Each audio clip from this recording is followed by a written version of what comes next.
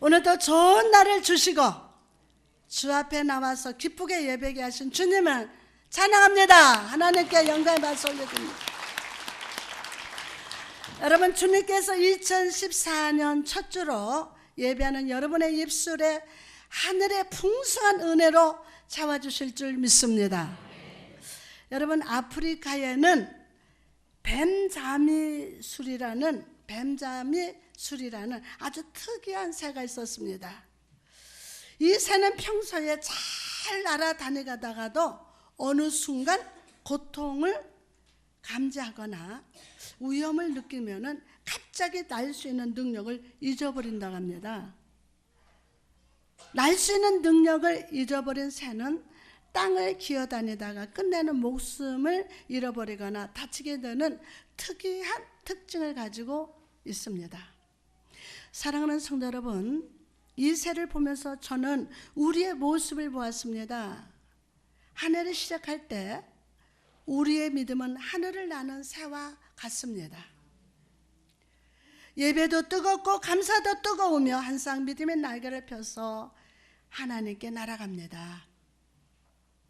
그러나 우리의 삶의 시험의 바다가 불어오고 마음속에 염려와 낙심이 찾아올 때 우리는 하늘을 향해 나는 새가 아니라 믿음의 날개를 접고 땅을 바라보면서 살아갈 때가 너무 많습니다. 여러분, 2014년을 시작하는 이 시간, 저는 여러분이 잃어버렸던 힘을 회복하시기를, 잃어버렸던 힘을 회복하시기를 축원합니다. 독수리가 날개를 피면서 높이 높이 은혜의 천국을 향해 날개치는 성도가 됩시다. 독수리 같이 날개를 치며 높이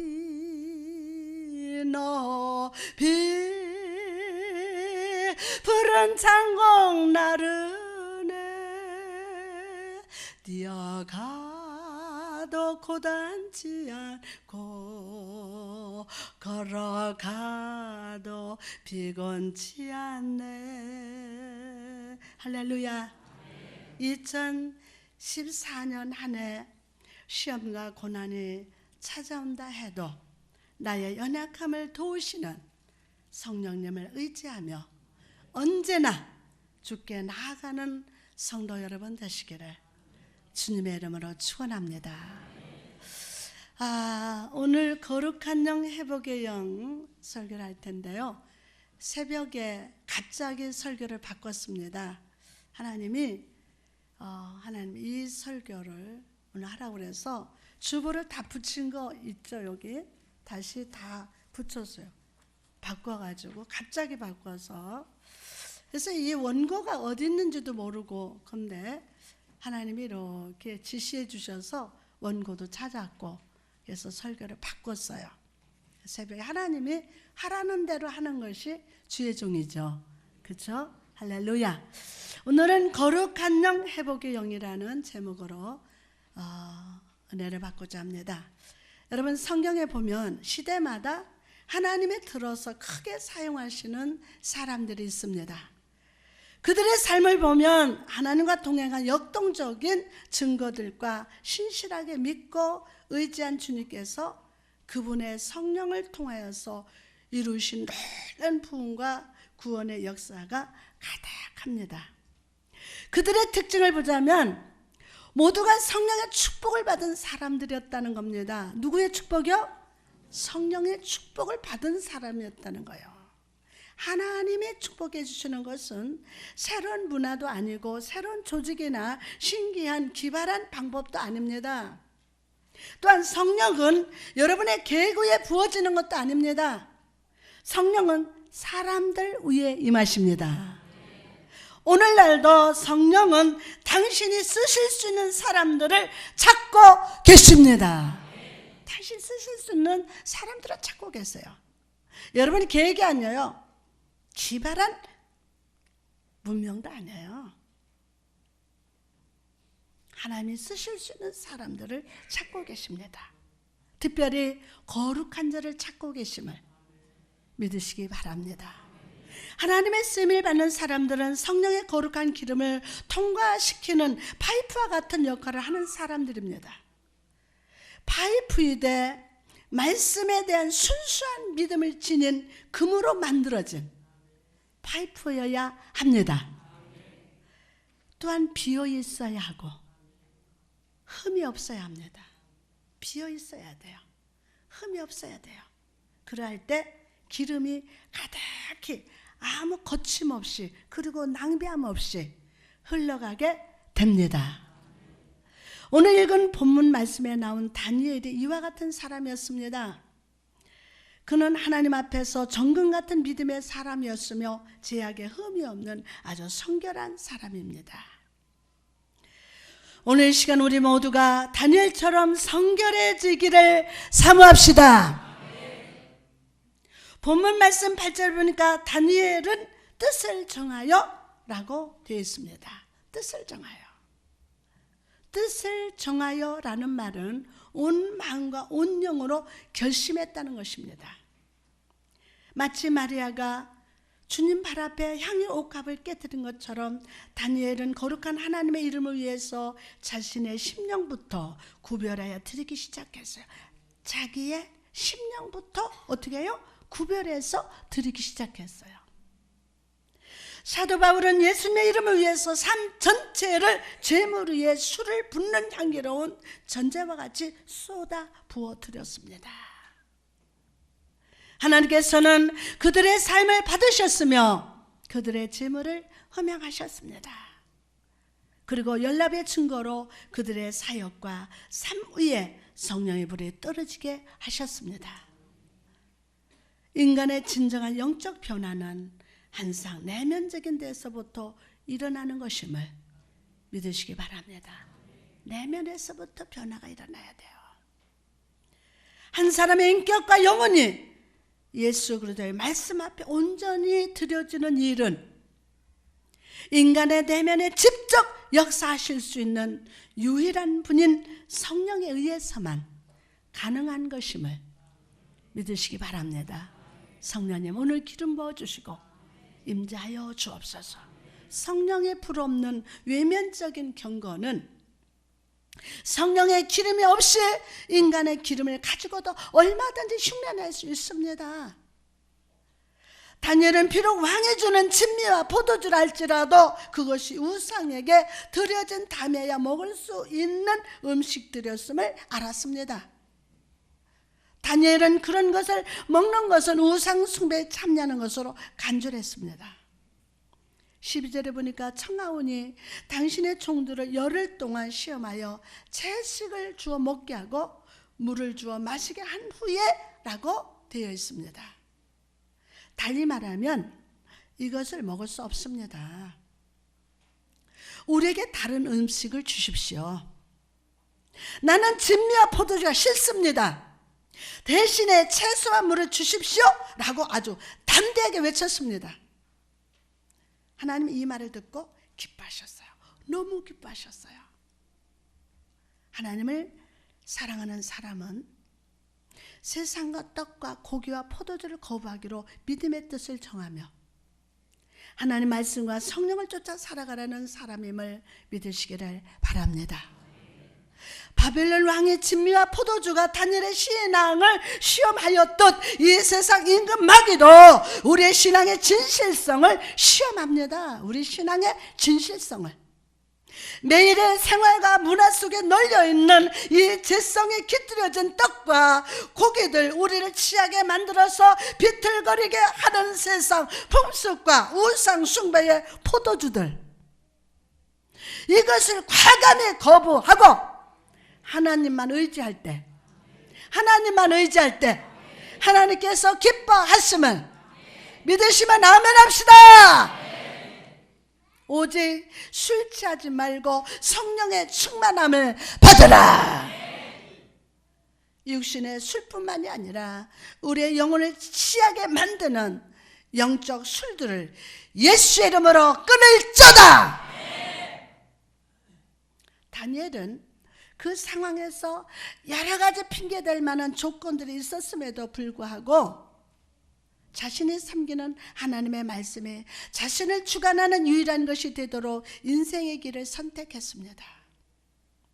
진실로 우리는 하나님의 복되신 말씀만이 나의 인생의 축복이 되도록, 불기둥과 구름기둥이 되도록 말씀의 강수에 더욱 깊이 빠져 들어가야 할 줄 믿습니다. 성도의 거룩은 우리의 삶보다 더 중요함을 믿으시기 바랍니다. 성도의 거룩은 여러분의 삶보다 더 중요합니다. 거룩. 왜냐하면 복음은 인간의 인격을 통하여 전해지는 예수 그리스도의 인격이며, 성령은 인간의 영혼을 도구 삼아서 흘러가는 하나님의 영이시기 때문입니다. 인간을 도구 삼아 흘러가는 하나님의 영이셔요. 장차 포로된 이스라엘 백성들을 구원할 사명은 다니엘과 이 세 친구들에게 맡겨지게 된 것입니다. 하나님의 이스라엘 구원 계획의 성공 여부는 그들의 신앙 승리 여부에 달려있는 것입니다. 그렇기 때문에 그들의 인격과 신앙은 더욱 하나님만 의지하고 섬기는 순수함이 필요했습니다. 또한 온갖 유혹을 타협치 않고 이겨낼 수 있도록 하나님의 은혜 속에서 강해질 필요성이 있었던 것입니다. 죄와 우상 숭배로 찌든 현실을 변화시키고 그 가운데 물들지 않고 오히려 극복하기 위해서는 성령님의 도우심이 꼭 필요합니다. 자기를 더럽히지 아니하리라. 굳건하고 확고한 믿음으로 경건하며 독실한 기도로 깨어있는 영에게 성령께서 기름을 쫙 부어주시면서 다니엘처럼 영혼의 통찰력과 능력으로 채워주실 줄 믿습니다. 지금 여러분의 삶 속에서 다니엘이 만난 것과 같은 유혹들은 무엇입니까? 그 환난과 시험을 바라볼 때 하나님의 시각을 가지시기 바랍니다. 하나님의 시각을 가지시기 바랍니다. 오늘 믿음의 눈이 떠져 있도다. 내가 겪는 시험과 유혹과 유혹들은, 그 시험들은 나 혼자, 나 한 사람만이 위한 것이 아니라 나를 통해서 이루어질 원대한 일들과 나를 통해서 이루어질 원대한 일들과 아직 내가 만나보지 못한 수많은 사람들을 위한 것이기 때문에 우리는 반드시 현재의 유혹을 이겨야 합니다. 여러분, 사도 바울을 보십시오. 그가 하나님의 사역을 감당할 때는 크게 두 가지 어려움이 있었습니다. 첫째는 환경적인 시련이 있었고, 두 번째로는 인간관계 속에 시련이 있었습니다. 빌립보서 1장 12절에서 14절 말씀 보니까, 형제들아, 나의 당한 일이 도리어 복음의 진보 같은 줄을 너희가 알기를 원하노라. 이러므로 나의 매임이 그리스도 안에서 온 시위대 안과 기타 모든 사람에게 나타났으니 형제 중 다수가 나의 매임을 인하여 주 안에서 신뢰함으로 겁없이 하나님 말씀을 더욱 담대히 말하게 되었느니라. 아멘. 여러분, 바울은 사역 중에 억울하게 감옥에 갇히게 되었습니다. 또한 다른 사람들로부터 견제와 질투를 받았습니다. 그러나 바울은 그런 고난과 어려움 때문에 주저앉지 않았습니다. 오히려 하나님을 찬양했습니다. 비록 그의 몸은 감옥에 있었지만 그 안에서 그는 많은 사람들에게 복음을 전할 수 있었습니다. 그리고 그 복음을 들었던 사람들이 씨앗이 되어서 이후 기독교가 로마의 국교가 되는 열매를 맺게 되었습니다. 할렐루야. 바울은 빌립보서에서 그가 당한 일이 복음의 진보가 되었다고 말하고 있습니다. 여기서 진보라는 말은 행군하는 병사들 중에 맨 앞에서 새롭게 길을 내는 사람들을 의미한다고 합니다. 다시 말해서 바울은 자기가 여러 고난 가운데 주의 사역을 감당하고 있었지만 이것이 복음 전파의 큰 길을 개척하는 것이라고 믿었습니다. 그러기에 그는 기뻐했습니다. 사랑하는 성도 여러분, 여러분은 하나님께서 이 땅에 보내주신 영적인 진보자임을 믿으면 아멘. 여러분을 통해서 복음의 씨앗을 뿌리게 하시고 자라게 하시사 하나님의 나라를 이 땅에 임하게 하는 영적 진보자가 될 저다. 할렐루야. 성령님 그렇게 기름 부어 주옵소서. 그러므로 여러분 기뻐하십시오. 여러분을 통해서 이루실 영적인 수확을 기대하면서 기뻐하시기 바랍니다.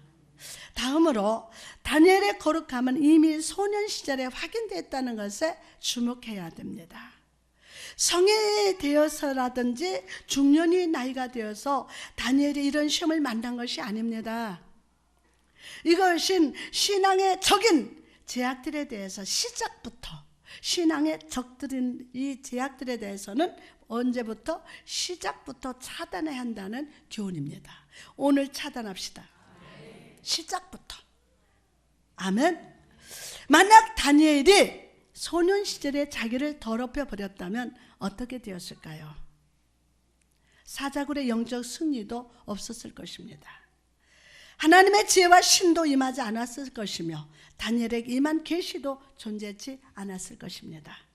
비록 하나님의 은총으로 시작했다 할지라도 바벨론도의 박수들과 또한 술객들과 다름없는 사람으로 전락했을 것입니다. 성령으로 시작했으나 육신으로 끝나버린 그의 이름은 하나님의 역사책 속에서 사라졌을 것입니다.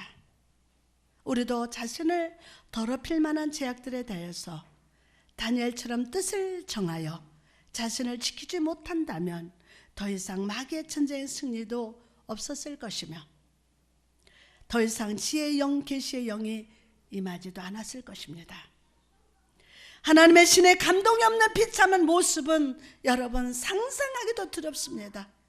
누가복음 9장 51절에 보니까 예수께서 승천하실 기약이 참에 예루살렘에 향해 올라가기로 굳게 결심하고 라고 합니다. 성령님 이 시간 우리에게 다니엘과 같은 바른 분별력을 주시고 심지가 굳게 하여 주옵소서. 심지가 굳게 하여 주옵소서. 주님 같은 비장한 결심을 우리도 하게 하여 주옵소서. 마귀는 우리가 한 걸음을 양보하면 10걸음을 후퇴시키는 존재입니다. 이 시간 마귀를 대적하시기 바랍니다. 할렐루야. 자, 그렇다면 우리는 하나님 앞에서 어떤 사람이 되어야 할까요? 베드로후서 3장 11절에서 13절 말씀 보니까 이 모든 것이 이렇게 풀어지리니 너희가 어떠한 사람이 되어야 마땅하뇨? 거룩한 행실과 경건함으로 하나님의 날이 임하기를 바라고 간절히 사모하라.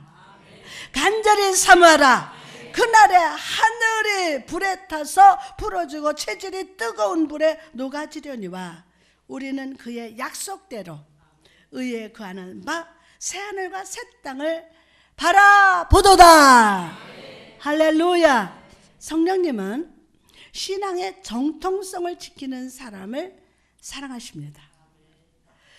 정직과 순결한 영혼의 그릇을 기뻐 기이 여기시고 겸손하며 진지한 영혼에게 기름을 더욱 가득히 채워주시는 분이십니다. 다음으로 하나님의 더욱 크신 은혜는 회복시키시는 은혜라는 겁니다. 여러분은 실수로 다쳐서 멍이 들었을 때 우리가 시간이 지남에 따라서 멍이 사라지는 것을 봅니다. 이렇게 멍이 사라지고 영적인 새살을 자라게 하시는 것이 성령님의 재생시키는 은혜입니다. 무슨 은혜?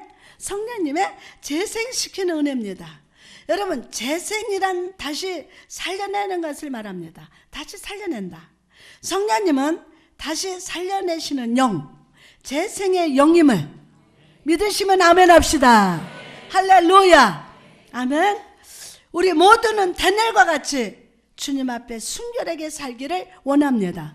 또 누군가는 하나님의 은혜로 그와 같은 삶을 살기도 합니다. 그러나 그 순간에 누군가는 그와 같은 빛난 영적 숭고함의 모습이 과거의 일로 기억되지면서 깊은 영적 침체 속에서 주의 신이시여 나를 떠나지 마옵소서 라고 다윗처럼 울고 고뇌하고 있습니다. 여러분 중에 하나님과의 소박하고 소중했던 동행의 삶, 감사와 찬양의 기억들을 그리워하는 사람들이 있을 겁니다. 우리는 여전히 죄인이고 약하기 때문에 주님의 재생시키는 이 은혜가 꼭 필요합니다. 재생이란 쓸모없는 상태에서 가치 있게 새로워지는 것을 말합니다. 얼마나 영적으로도 상처받고 기가 막힌 수렁에 빠진 분들 또한 오늘 재생시키는 은혜가 임할 줄 믿습니다. 쓸모없는 상태에서 가치 있게 새로워집니다. 아무 짝도 소용이 없는 폐품을 가져다가, 폐품 같은 나를 가져다가 유익하게 무언가 형상으로 재창조하는 역사가 일어납니다. 할렐루야. 주의 신이신 성령님은 회복의 영이시며 소망의 영이십니다. 요한계시록 5장 6절에 보니까 7불과 7눈이 있으니 이 눈은 온 땅에 보내심을 입은 하나님의 7영이더라 라고 되어 있습니다. 주님의 성령은 온 땅을 두루두루 살피시면서 살피시는 7영이십니다.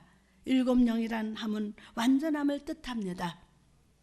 주님의 성령께서 다니엘의 거룩한 믿음을 보시고 기뻐하시는 동시에 범죄하여 주의 신을 거두지 마십시오 라고 외친 다윗은 연민 가운데 측은히 바라보십니다. 연민 가운데 측은히 바라보세요. 그 7눈은 뜨거운 동풍과 햇빛 아래 괴로워하는 요나도 바라보시며 동시에 죄 때문에 아이성의 참패를 맛보고 절망한 여호수아도 바라보셨습니다. 첫 창조 때 혼돈과 흑암 속에 주님의 한 줄기 빛이 조용히 비춰오기 시작한 것처럼 하나님의 재생의 빛도 죄악과 실패와 절망 가운데 비춰오기 시작합니다. 이들 모두에게 성령께서는 물처럼 기름처럼 그들의 마음과 환경 속으로 스며들어 오셨습니다. 아멘 합시다. 오셨습니다. 흘러 들어오셔서 그들의 상처를 재생시켜 주시고 영혼을 회복시켜 주셨습니다. 할렐루야. 성령의 재생시키시면서 회복시키시는 은혜는 회개와 용서, 회복과 영적 부흥의 단계로 나타납니다. 성령님이 우리에게 오셔서 회복시키실 때 처음에는 회개와 용서의 영으로 임하십니다.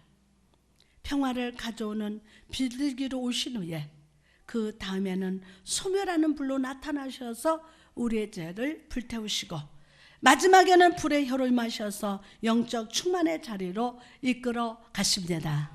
할렐루야. 에스겔이 본 성전에서 흐르는 물이 처음엔 조금씩 스며왔던 것처럼 성령님의 역사는 여러분의 마음을 움직이는 작은 떨림에서 시작됩니다. 그러나 주의 손은 우리를 붙잡고서 좀 더 깊은 계시, 좀 더 심한 짓이 더 큰 은혜의 자리로 나가도록 이끄십니다. 기대합시다. 소망합시다.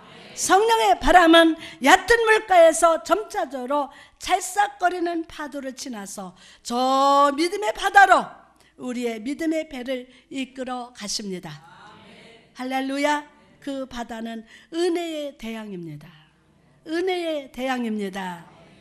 그곳은 오직 하나님의 은혜와 예수 그리스도의 구원의 파도 소리가 끊임없이 이어지고 있습니다. 지금도 죄인을 부르고 있는 그 잔잔한 소리가 여러분 들리십니까? 그 바다 속에서 세상에 알 수 없는 깊은 영의 지식과 지혜들이 가득합니다. 그것은 우리가 하나님 아버지 외에 바다 같은 사랑과 감격을 맛보는 곳이며 세상 제약의 물질기와 더러운 오물들을 받아들여서 정화시키는 소금이 풍성히 있는 곳입니다. 주님이 우리의 영혼을 하나님의 은혜에 대항해 깊이 담그시면 그때부터 성령께서 나의 전우를 두루두루 두르시고 안수하기 시작합니다. 안수하기 시작합니다. 하나님의 이 은혜, 하나님과 하나 되게 하는 십자가의 은혜는 저와 여러분에게 너무나도 귀한 일입니다. 여러분, 우리는 결코 주의 신을 떠날 수 없습니다. 결코 주의 신을 떠날 수 없습니다. 왜냐하면 성령께서 저와 여러분을 지극히 사랑하시기 때문입니다. 금년 여러분 자신을 사랑합시다. 왜요? 하나님이 여러분을 사랑하세요.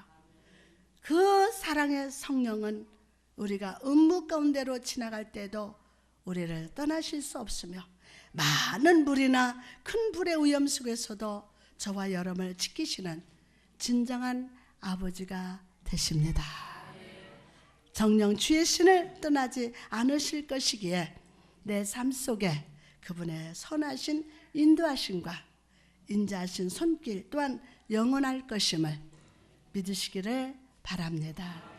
할렐루야. 성령님 역사하여 주옵소서. 오늘 성령께서 우리에게 오실 때 그분은 우리에게 영적인 권위를 회복시켜 주십니다. 영적인 권위를 회복시켜 주세요. 권위라는 헬라어로 엑수시아라고 하는데 이것은 본질에서부터 나오는 것을 의미합니다. 예수님을 보십시오. 주님께서 세례 요한에게 세례를 받고 올라오실 때 성령이 임했어요. 그리고 그때 하늘의 권위, 아버지 하나님의 권위가 그분에게 임했습니다. 오늘 아버지 하나님의 권위가 여러분에게 임하신다. 할렐루야. 아멘 하고 받읍시다. 할렐루야. 주님의 권위를 가지고 여러분이 사역하실 때 모든 질병이 떠나가고 귀신이 떠나가며 죽은 자가 살아나고 부족함이 변하여 풍족함이 되었습니다. 이와 마찬가지로 성령이 우리 안에 거하실 때 그분은 우리 안에 하늘에서 주어진 권위를 허락하십니다. 겉모습으로 드러나는 인위적인 권위는 아무런 힘이 없습니다. 세상에 가지고 있는 권위 아닙니다. 오히려 우리 안에 연약함을 드러내게 할 뿐입니다.